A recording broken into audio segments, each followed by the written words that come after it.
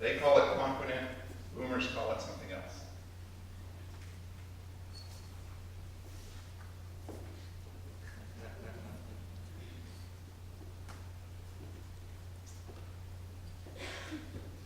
There's the age group. This second wave means that they're now dominating our classrooms. And they're starting to take positions of power in large organizations in the business world. Positions of power in government. At the academic level, they're starting to show up as assistant professors.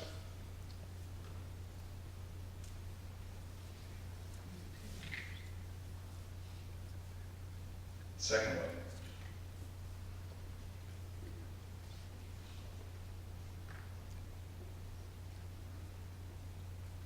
Howe and Strauss originally did their research in America, but this has been tested around the world. So it's a global phenomenon. There's a 12-minute video we've cut down to a 3-minute version. A new breed of American worker is about to attack everything you hold sacred, from giving orders to your starched white shirt and tie. They're called, among other things, Millennials. There are about 80 million of them born between 1980 and 1995, and they're rapidly taking over from the baby boomers who are now pushing 60. They were raised by doting parents who told them they were special. They did little leagues with no winners or losers or all winners. They're laden with trophies just for participating, and they think your business as usual ethic is for the birds. And if you persist in the belief, you can take your job and shove it. Corporate America is so unnerved by all this that companies like Merrill Lynch, Ernst & Young, and Disney and scores of others are hiring consultants to teach them how to deal with this generation that only takes yes for an answer. The workplace has become a psychological battlefield, and the millennials have the upper hand. Our parents really took from us that opportunity to fall down on our face and learn how to stand up. Jason Dorsey has written 2 how-to books for them. And while he admits his mother picked out his suit for this interview, his generation is not going to make the same mistakes their parents made. Or not going to settle, because we saw our parents settle. And we have options, that we can keep hopping jobs. No longer is it bad to have 4 jobs on your resume in a year, whereas for our parents or even Gen X, that was terrible. But that's the new reality for us, and we're going to keep adapting and switching and trying new things until we figure out what it is. And figuring it out takes time. Sociologists tell us most Americans believe adulthood begins at 26 or older, and that having witnessed so many sacrifices by their parents to achieve middle-class security has had a huge impact. Family and friends are the new priorities. Blind careerism is beginning to fade. We definitely put lifestyle and friends above work. No question about it. Do you both feel that that's pretty much the way one should look at life? Yeah, absolutely. I do, yeah. I remember my dad getting laid off and all these things growing up, and that's because they sacrificed for the company. Well, the first reaction for me is, I sure don't want to do that. I'm going to be in it for me, and I'm going to make it work. Where does this fantasy about I'm going to find the dream job? There's no such thing as a dream job. I mean, few of us, but me. But where does this fantasy come from? I think we were told when we were little, you can be anything you want. And then they went on and on. Big told lie, us, right? big goals are great. Selling a fantasy that everything's going to be perfect and peachy is not. For all the complaining, Dorsey and Healy believe their generation will transform the office into a much more efficient, flexible, and yes, nicer place to be. Thank you. Have a good one. But until then, a message to bosses everywhere, just don't forget the praise. We want to hear, and truly, we love for our parents to know. There's nothing better than mom getting that letter saying, you know, Ryan did a great job. Here, I just wanted to let you know you raised a fantastic son.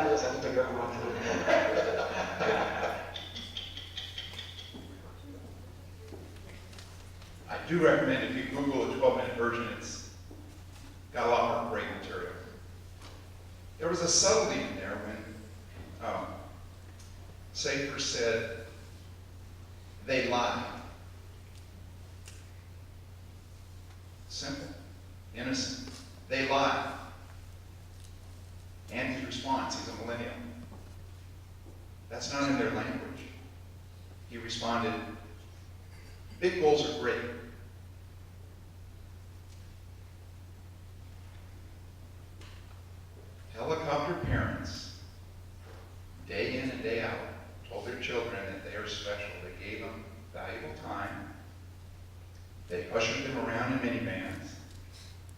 They signed them up for taekwondo, ballet, piano lessons. They showed up in colleges, and the millennials felt that they had had a business manager instead of a parent for their entire life, a good friend, a close colleague. So when millennials showed up in college, universities experienced for the first time ever a new phenomenon. For example, Harvard was upside down for a while because new freshmen would show up for their Harvard incoming interview with mom and dad. Professors often are handed a phone and said, "Professor, my mother wants to talk to you. She's not happy with that grade you gave me." Times are changing. So let's talk about the millennials a little bit.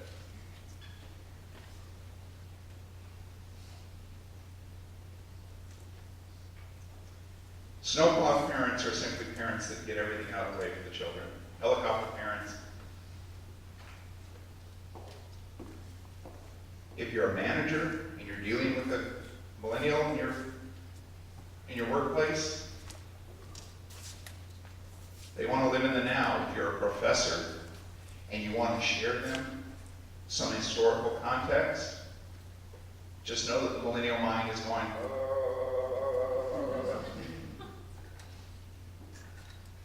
they live in the now, and only in the now. They don't want to be bored, and from an education perspective, they want to be engaged, entertained, and fully educated. My parents were my manager. I come to university. You're now my professor. You're now my manager. It's your job to educate me, and it's your job to find me a job. That wasn't the mindset I had when I went into university. And I'm poking fun at you just to say that when we take the average millennial mindset and compare it to the boomers, it's just so much different.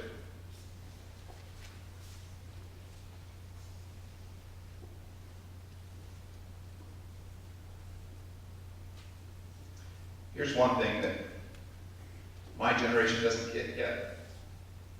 Educated boomers feel that diversity is an important cause. The Xer generation strongly believe in diversity, and they are fully tolerant. The millennials, they expect it. They embrace it. So much so that it's not an issue.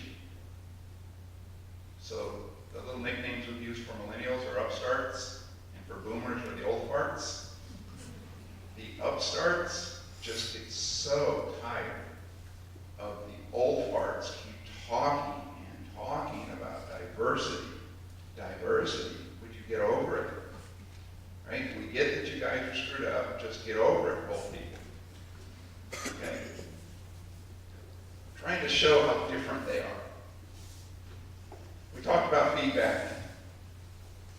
So when I counsel corporations around the world on what to do with their millennials, I do so tongue-in-cheek. And it's a little embarrassing. What might you think I would say to a CEO or an HR manager or a manager in general that's managing millennials? Praise them every day, often. Every day and often. Never be condescending. Always be positive. Never be sarcastic. Provide them feedback on a regular basis. Regular means daily. Give them awards. If you can't afford financial awards, come up with 87 new job titles so that they can get a promotion every few weeks. We laugh a little bit, and it is tongue-in-cheek, but I've seen it in practice, and they walk away happy. Millennials need praise. So in the classroom, we actually did a study. As a professor, I should not be using red ink mark up student work because of the implications. So I have in my classes changed to green ink.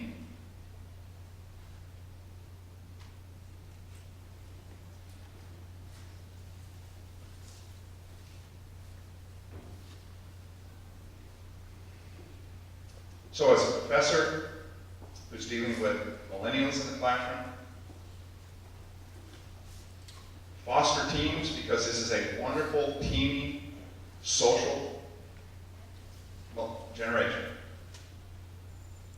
Listen to them, promote them often, acknowledge them, tell them what you expect of them. MBO is managing by objective. Tell them management by objective is a paradigm or mindset that says, let's set objectives. Let's sit down and set what your objectives are, and then as your manager, it's my job to help you get there. See how that paradigm fits millennials so well.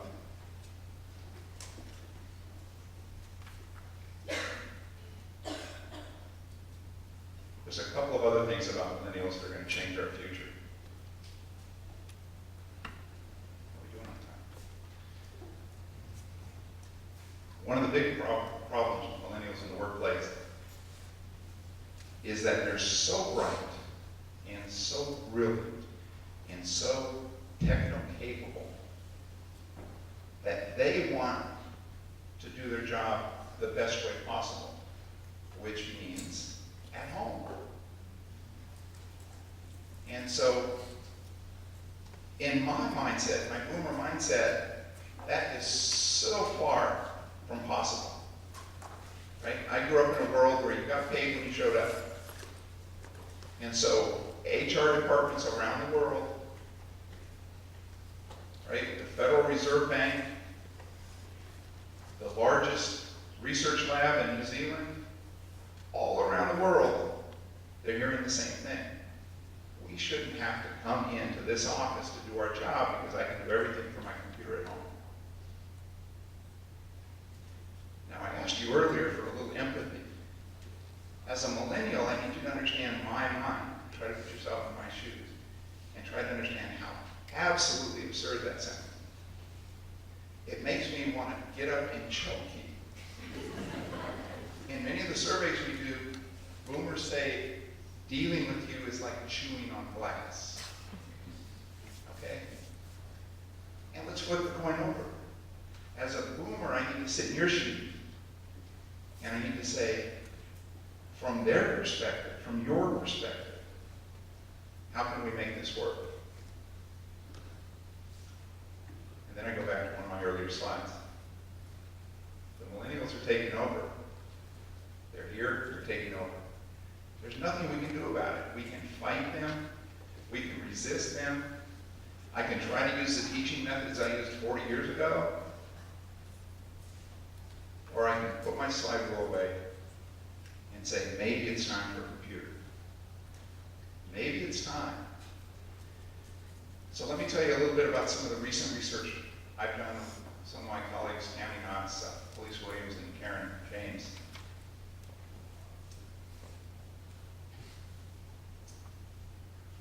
Dorothy Leonard at Harvard did some interesting research about what she calls deep smarts.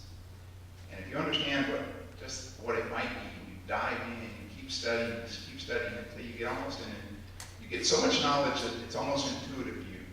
Such a level of understanding, you find wisdom. The opposite of that is surface smarts. So if we had the choice where we could drill down and find deep smarts, or we could take a broad education and knowledge base, which would you choose? The theory says that millennials want shallow, broad. They want to know a little bit about everything. They want to have expertise and acumen at Wikipedia. Us boomers can't understand that. So the example I used a minute ago, this is the IRL, the largest research lab in New Zealand. A couple thousand people in the audience, I'm doing the same talk.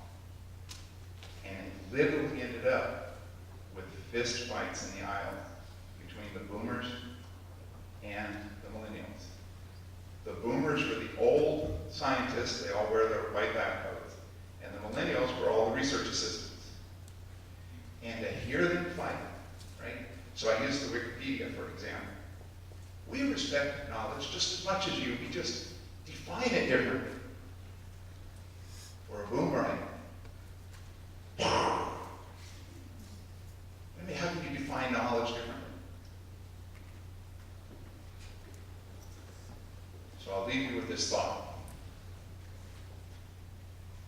The research results are amazing. Surface thinking, surface knowledge, surface learners, millennials. Deep thinking, deep knowledge, boomers. Here's the problem, because I'd love to sit here before you and say, I'm right. Deep has to be more valuable, therefore I'm right.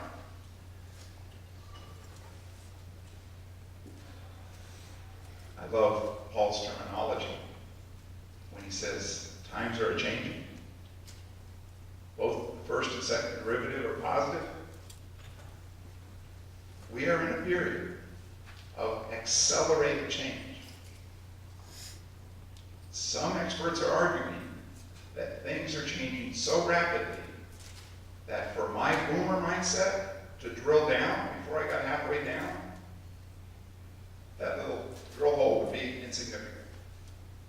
That in fact, the boomers are the millennials are the only generation equipped for the kind of change we're about to see.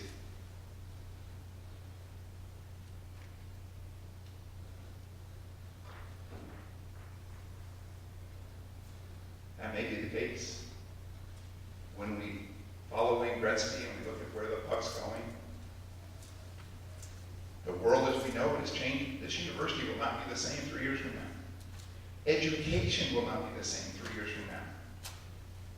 The keyboard you're typing on now will disappear in less than 3 years. Everything's going voice activated. That little tether thing that you had, the mouse, that's going away. Everything's going to be this. We have the technology. It's in the labs. It's proven. It's just got to hit the marketplace. The world as we know it is changing. Nanotechnology is changing everything we do. Biotech is changing everything we are. Right? Fedner's work in the bio world is essentially created life. We're finding new forms of energy. I'm not sure my generation can deal with that much change. So it might be, as we're passing the baton to millennials, their ability to adapt and to change might be our hope.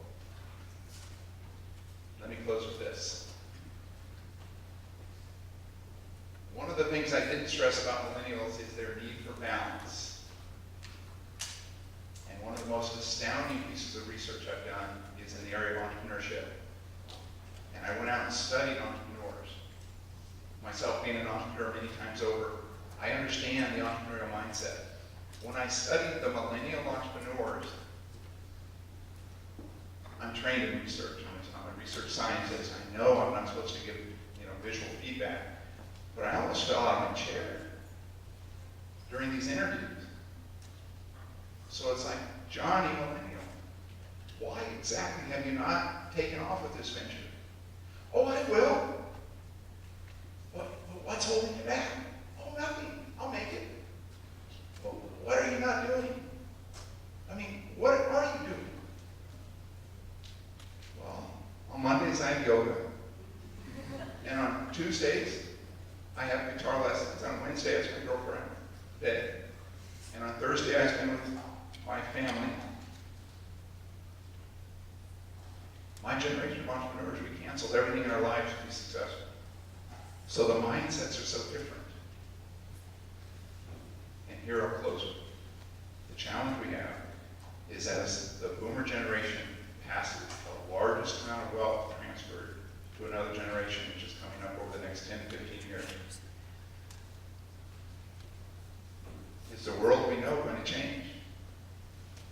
Some sociologists think many millennials will live at home until they're 55 or older. It makes perfect economic sense. They have a great relationship with mom and dad. Why not? Think of the impact as a Chinese economy is rising. The amount of CO2 output in China is rising, right? The amount of electricity being produced and consumed in China is rising dramatically. And our next generation, the ones we hand the baton to, are saying, you know, I'll have a yoga class. You gotta respect them. You gotta love them. Think of the sacrifices we went through. It's what Safer had to say on the video. So, in the workplace, if we could experience just a little bit of empathy, if we can try to understand the other side just a little bit, I think we'll get along better. Thank you very much for your attention.